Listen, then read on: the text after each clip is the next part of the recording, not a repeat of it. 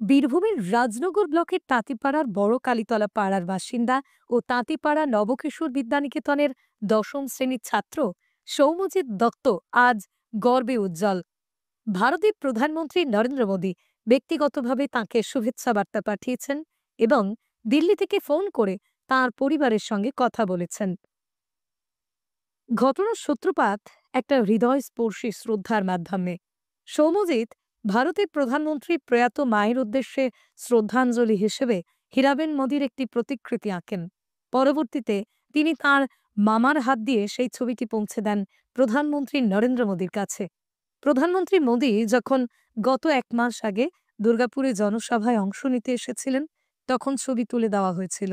ভাই সৌম্যজিৎ দত্ত, ও ছোট থেকেই ছবি আঁকাতে খুব ভালো। তো সেই জন্য ও মোদিজির মায়ের একটা ছবি এঁকেছিল।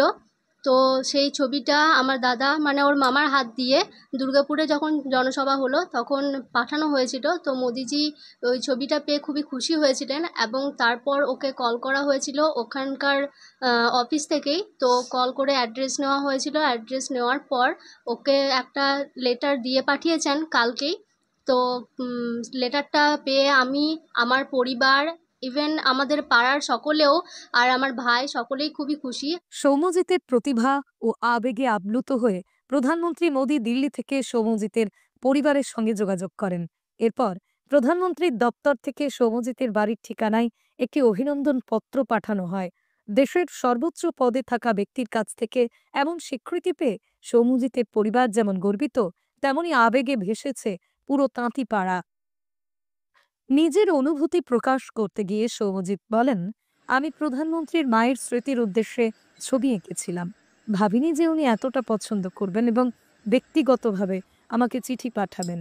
মাননীয় প্রধানমন্ত্রী মাকে স্মৃতির উদ্দেশ্যে শ্রদ্ধা জানানোর জন্য আমি ওনার ছবি এঁকেছিলাম এবং সেই ছবিটি আমি আমার মামার মাধ্যমে দুর্গাপুরে ওনাকে পাঠাই। যে ছবিটি ওনার ভালো লাগে এবং পরে তিনি একটি চিঠি আমাকে শুভেচ্ছা জানানোর জন্য পাঠিয়েছেন। আমি অনেক খুশি, মানে আমি ভাবিনি যে এরকম একটা সাফল্য আমি পাবো, যে দেশের প্রধানমন্ত্রী আমাকে নিজের থেকে একটা চিঠি দেবেন। তা আমি অনেক খুশি, অনেক আনন্দিত। এই স্বীকৃতি আমাকে আরো অনুপ্রাণিত করেছে এবং আমি চাই আমাদের আশপাশের আরো তরুণরা নিজেদের প্রতিভা বিকাশে উৎসাহিত হোক।